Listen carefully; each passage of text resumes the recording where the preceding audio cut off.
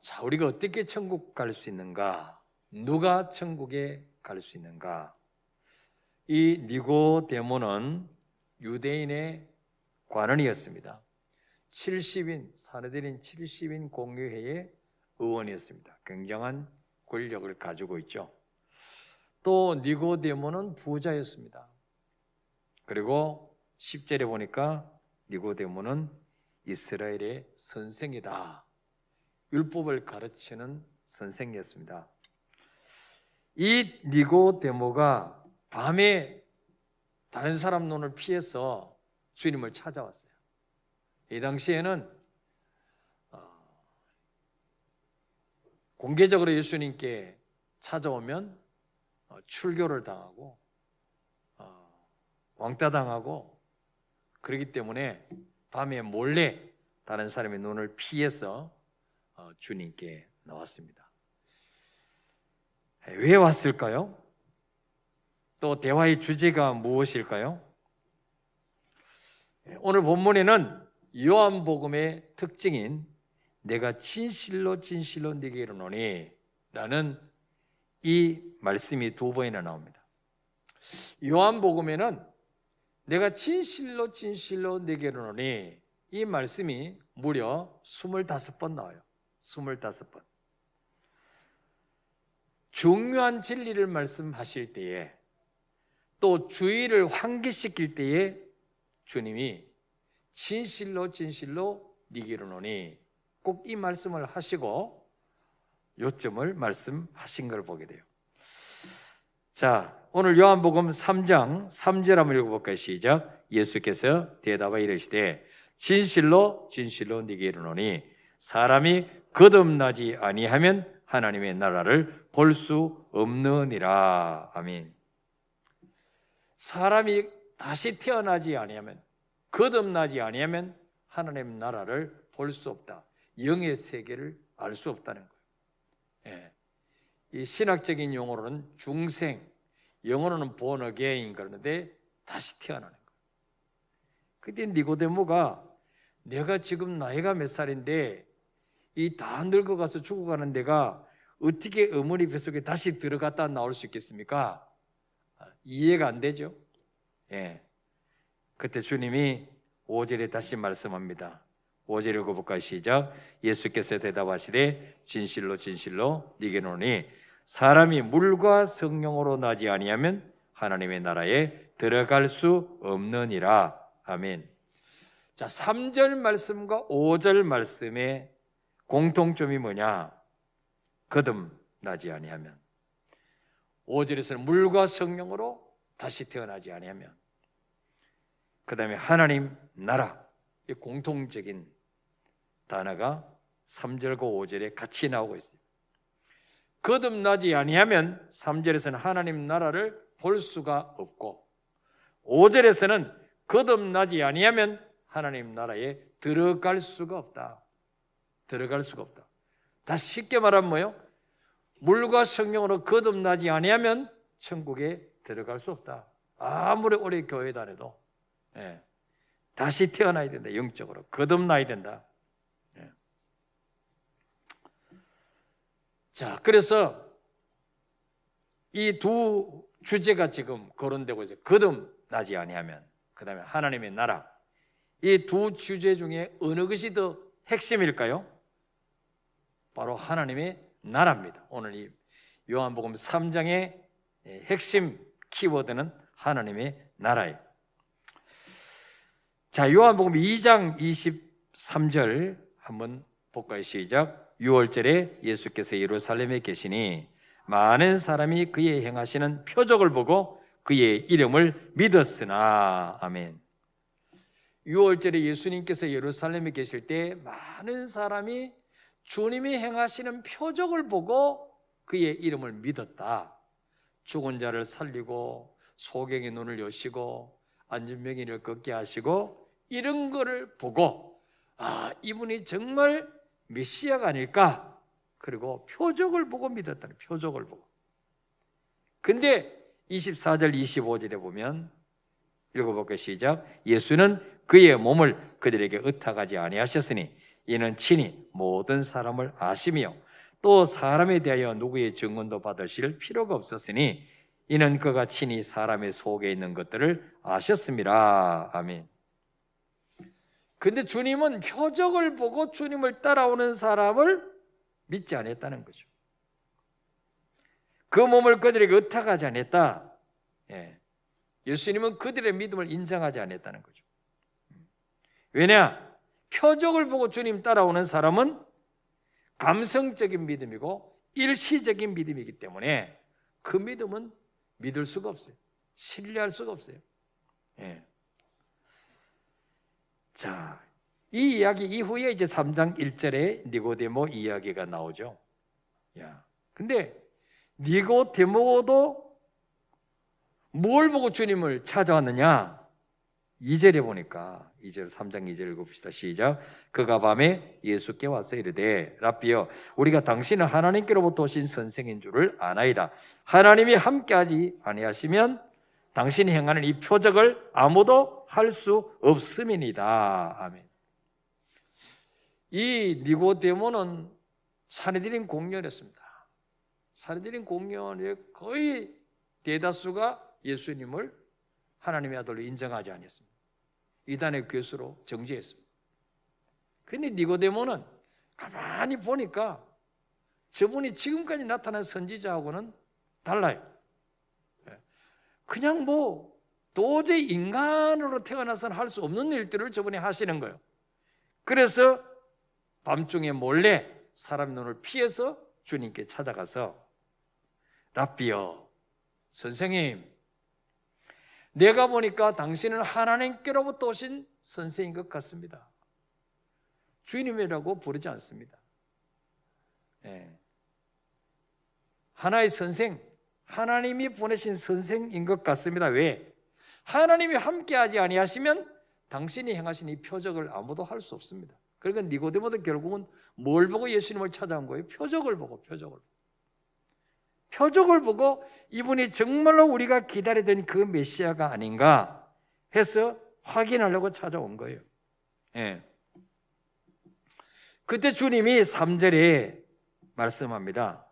너는 표적에 관심 있지만 그러나 네가 거듭나지 않으면 하나님 나라를 볼 수가 없어. 거듭나지 않으면. 이 말은 니고데모가 지금 거듭났다는 말이 안 났다는 말이에요. 안 났다는 말이에요. 거듭났으면 이 말을 할 필요가 없죠. 네가 지금 유대인의 관원이고 부자고 율법을 가르치는 선생인데 내가 보니까 너는 거듭나지 않았어. 너는 오늘 죽으면 천국 못 가. 그래서 이 니고데모에게 주님은 하나님 나라를 볼 수 있는 비밀을 가르쳐 주시죠. 네가 다시 태어나야 돼. 영적으로 다시 태어나야 돼. 그래야 하나님 나라를 볼 수 있고 5절에는 그래야 하나님 나라에 들어갈 수가 있어. 그렇게 말씀합니다. 자, 이것을 볼 때 니고데모가 주님께 찾아온 목적이 뭐예요? 하나님 나라에 있습니다. 거듭남이 있는 게 아니고 어떻게 하면 하나님의 나라에 들어갈 수 있을까? 지금 권력도 있고 돈도 있고 율법도 가르치는 교사고 백성들에게 존경도 받는데 스스로 생각해 보니까 오늘 내가 이 땅을 떠나면 과연 하나님 나라에 갈 수 있을까? 천국 갈 수 있을까? 이게 걸리는 거예요. 이게 염려가 되는 거예요. 그래서 대놓고 주님에게 찾아오면 왕따 당할 것 같으니까 밤에 사람들이 다 잠든 밤에 몰래 주님을 찾아온 거예요. 자, 하나님 나라에 들어가는 비결이 표적이냐 아니면 거듭남이냐 하는 것입니다. 자, 여기서 중요한 것은 유대인들이 바라는 하나님의 나라, 유대인이 기대하는 하나님의 나라와 예수님이 세워오신 하나님의 나라 사이에는 엄청난 차이가 있었다는 거죠.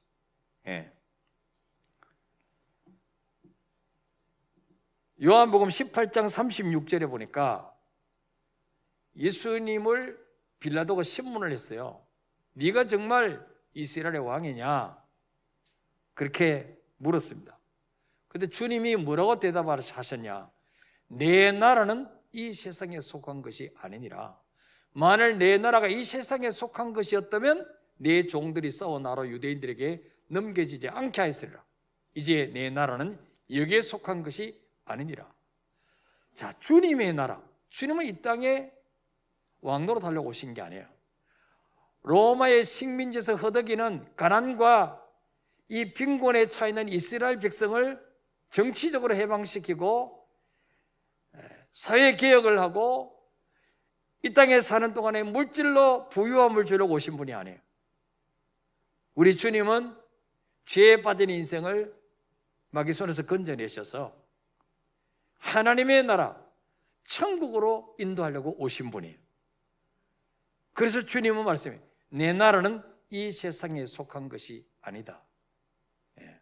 이 세상에, 주님이 이 세상의 왕노로 하려고 온 게 아니라 이 세상에서 존경받고 높임받고 그러려고 온 게 아니라는 거죠. 그러나 이스라엘 백성들은 어땠습니까? 예수님을 이 세상의 임금으로 삼으려고 했다는 거죠.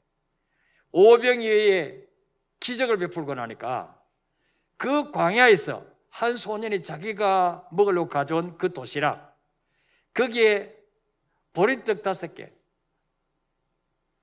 보리떡이 얼마나 했겠어요?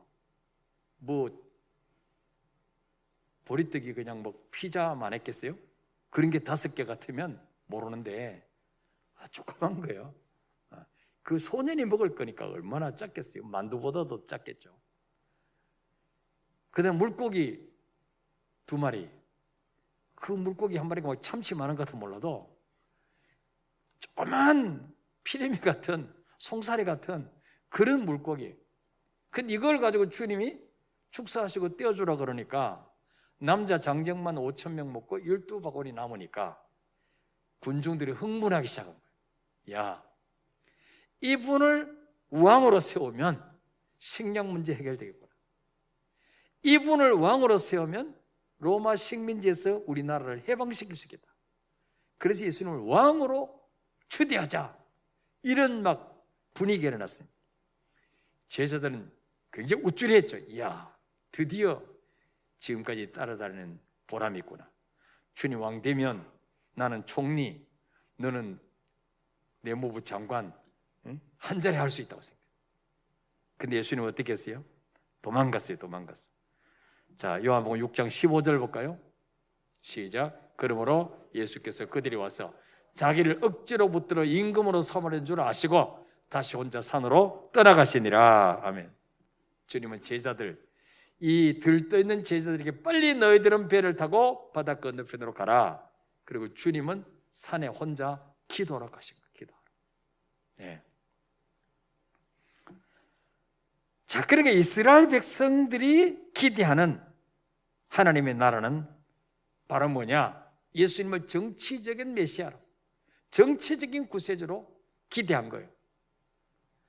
마치 다윗 왕 때에 이스라엘 나라가 통일 왕국을 이루고 가장 부강했습니다. 다윗 왕 때에 암몬, 블레셋 주위 나라를 다 쳐부수고 그 나라에게 조공을 받았습니다. 예수님 정도 되면 다윗보다는 나을 것이다. 이런 기대를 가졌어요. 빈곤으로부터 해방, 이 세상 왕국을 기대했습니다. 심지어 예수님이 12 제자까지도 마찬가지입니다. 그들의 관심도 늘 거기 있었습니다. 예수님이 십자가 죽으시고 부활하신 후에 승천하시기 전에 사도행전 1장 4절 5절에 보니까 그들에게 분부하십니다. 예루살렘을 떠나지 말고 내게서 들은 아버지 약속하신 성령을 기다리라. 요한은 물로 세례를 베풀어서 너희는 몇 날에 못 되어서 성령으로 세례를 받으라. 나 아버지께 올라가고 나면 너희들 흩어지지 말고 예루살렘에서 아버지가 약속하신 성령 기다리라. 너희 능력으로는 절대로 복음 전할 수 없어. 너희 힘으로는 절대로 안 돼. 요한은 물로 세례를 베풀었지만은 너희는 몇 날이 못해서 성령으로 불세례를 받을 것이다 그랬어요. 그랬더니 제자들이 6절에 뭐라고 말하죠? 주께서 이스라엘 나라를 회복하심이 이때니까. 이건 바로 뭐예요?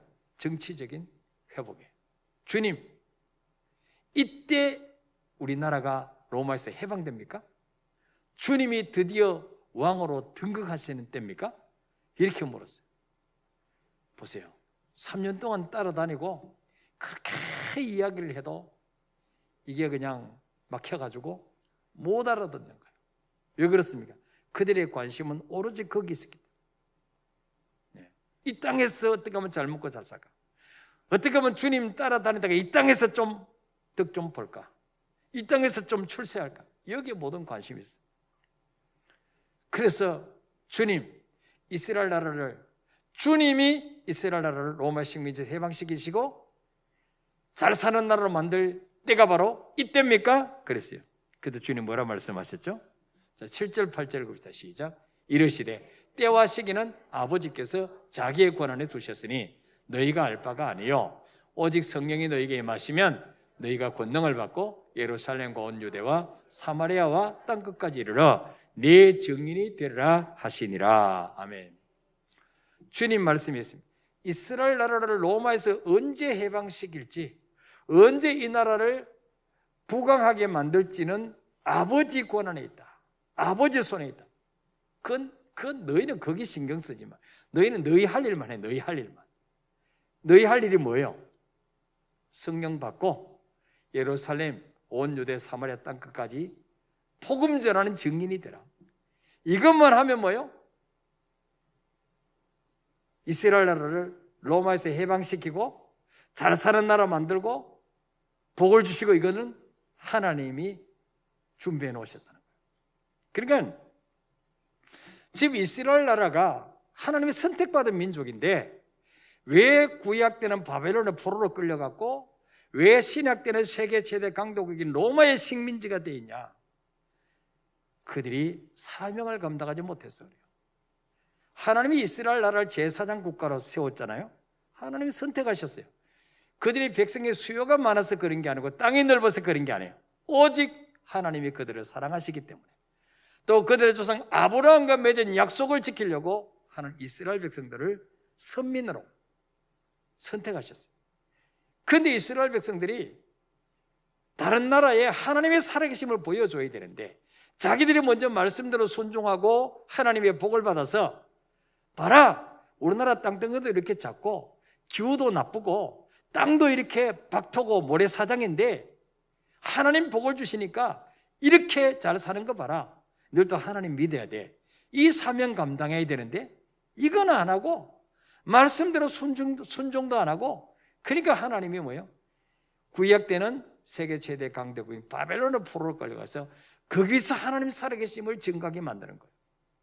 그래서 에스겔이나 다니엘이나 이런 사람들이 그 바벨론에서 하나님의 살아계심을 증거하잖아요. 네.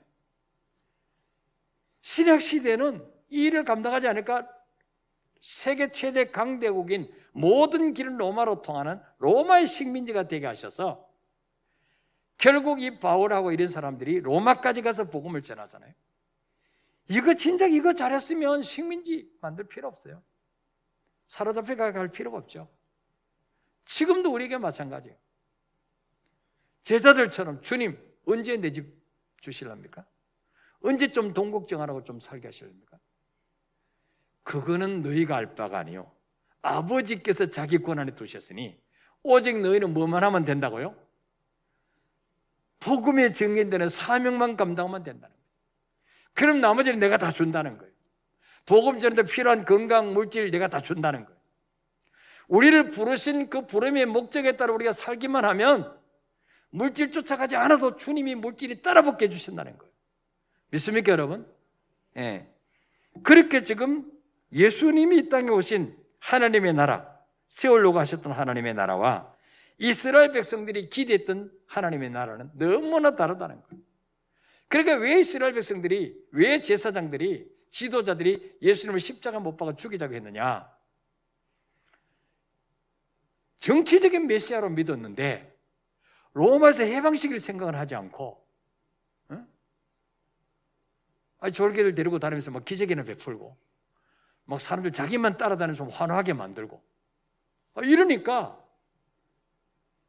실망한 거예요. 이분이 다윗 같은 메시아로 올 줄 알았는데 이분이 아니구나. 그래서 못 박아 죽인 거죠. 예. 자, 예수님이 세울 나라는 어떤 나라입니까? 거듭나야만이 들어가는 나라예요. 거듭나야만이. 누가 그 나라에 들어갈 수 있습니까? 3절에 거듭나지 아니하면 하나님 나라에 들어갈 수 없다. 5절도 물과 성령으로 다시 태어나지 않으면 아무리 유대인이라 할지라도 들어가지 못한다는 거예요. 이게 유대인들은 굉장히 충격적이에요. 왜? 자기들은 택함 받은 백성이기 때문에 자동적으로 구원받을 줄 알았어요. 아브라함의 혈통은 자동적으로 구원받을 줄 알았어요. 그런데 예수님이 요한복음 1장 13절에 분명히 말씀했습니다. 12절에 영접하는 자 곧 그 이름을 믿는 자들에게는 하나님의 자녀가 되는 권세를 주셨으니, 그리고 13절에는 이는 혈통으로나 육정으로나 사람의 뜻으로 나지 아니하고 오직 하나님께로부터 난 자들이라. 혈통 가지고 구원받는 게 아니라는 거죠. 우리가 유대인이니까 그들은요, 이방인들은 다 지옥 가야 되고 유대인들 자기들만 선택받은 백성이기 때문에 자동적으로 구원받는 줄 알았어요. 주님이 그게 아니야. 너희들 거듭나지 않으면 유대인들도 지옥 가고 이방인들도 거듭나면 이방인도 천국 가. 이렇게 말씀하시는 거예요, 지금. 예. 자, 그래서 그랬더니 니고데모가 아니 어떻게 두 번 태어날 수 있습니까? 어머니 뱃속에 다시 들어갔다 나오면 됩니까?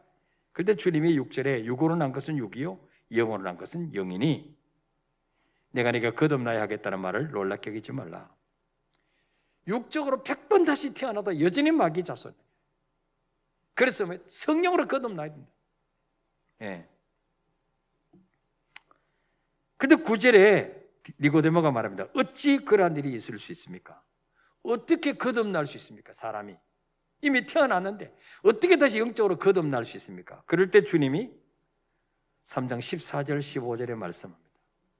시작. 모세가 광야에서 뱀을 든 것 같이 인자도 들려야 하리니 이는 그를 믿는 자마다 영생을 얻게 하려 하심이라. 아멘. 모세가 광야에서 뱀을 든 것 같이 인자도 들려야 하리니 곧 내가 십자가에 죽을 거야. 왜? 나를 믿는 자마다 영생을 얻게 하려고. 예수님이 십자가에 죽으셔서 하나님 만나는 길을 열어주시고 유대인과 이방인 사이의 담을 꺾어주셔야만이 그 예수님을 영접해서 거듭날 수 있다는 거예요. 12장 32절에도 말씀합니다. 내가 땅에서 들리면 모든 사람을 내게로 이끌겠노라. 내가 땅에서 들리면. 주님은 땅바닥에 누워서 쭉 돌아가시면 안 돼요. 하늘과 땅 사이 높이 달려 죽으셔야 돼요. 왜? 하나님과 인간 사이를 연결시키러 중보자로 오셨기 때문에. 그래서 내가 땅에서 들리면, 여러분 땅에서 잘 들립니까? 맨날 발로 밟고 다녀야 되는데, 그렇게 나무에 매달려야 들리는 거 아니에요. 내가 땅에서 들리면 모든 사람을 내게로 이끌겠노라. 이 말은 무슨 말이에요? 유대인뿐만 아니고 이방인도 다 내게로 구원의 길로 이끌겠다는 거죠. 그러면 왜 거듭나야 되느냐? 왜 거듭나지 않으면 하나님 들어갈 수 없을까요? 원래 하나님 인간을 만드시고 땅을 다스리고 정복하라 그랬어요. 왕권을 주셨어요. 아담 하와에게. 그런데 마귀에게 속아서 마귀가 유혹할 때 물리쳐야 되는데, 왕권을 가지고 물리쳐야 되는데 마귀 말을 순종했어요. 하나님을 의심했어요. 하나님을 불신했어요. 그리고 마귀 말 듣고 순종하는 순간부터 마귀 종이 되어버렸어요. 그때부터. 로마서 6장 16절 읽어볼까요? 시작. 너희 자신을 종으로 내어줘 누구에게 순종한지 그 순종을 받는 자의 종이 되는 줄 너희가 알지 못하느냐? 혹은 죄의 종으로 사망에 이르고 혹은 순종의 종으로 의에 이르고. 자, 아담 하가 이 땅의 왕이었어요. 근데 왕권을 뺏겨버렸어. 누구에게? 마귀에게. 왜? 고놈 말에 순종함으로 말미암아. 그래서 마귀의 종이 되어버린 거죠. 예수님도 요한복음 8장 44절에 주님 뭐라 말했어요? 너희는 너희 아비 마귀에게서 났으니 너희 아비의 욕심대로 내게 행하고자 합니다. 예수님 유대인들에게 너희는 너희 아비 마귀에게서 났다. 너희는 마귀 자식이다 그 말씀. 그래서 뭐요? 하나님의 자식으로 거듭나야 돼. 다시 태어나야 돼. 어떻게 하면 다시 태어나요? 응? 예수님을 모셔드릴 때, 나의 구원자로 모셔드릴 때, 오늘 로마서 8장 15절에 8월 15일 광복절날 예수님을 영접할 때 다시 너희는 무수한 종의 영을 받지 않고 마귀의 영을 받지 않고 양자의 영을 받아서 보라고. 양자 되게 하는 영, 그분이 성령이에요. 그분이 예수님의 영이에요.